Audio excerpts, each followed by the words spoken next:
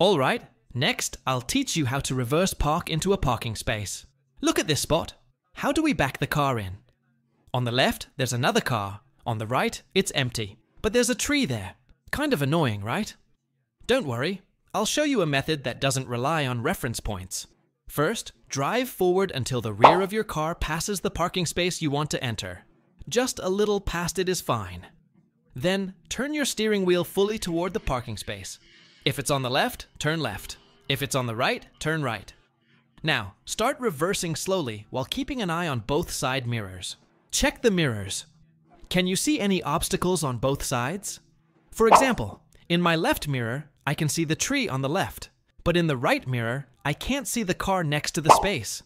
That means the car is now wider on the left and narrower on the right.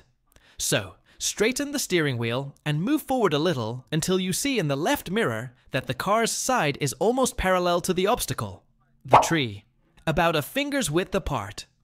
Once it looks right, turn the wheel fully to the left again and continue reversing. See? The rear of the car slides smoothly into the space now. But at this point, the car might still be a bit uneven. Left wide, right narrow. So, straighten the wheel, turn slightly to the right, and move forward a bit to align the car perfectly straight. Then, reverse straight back and you're done. Perfectly parked.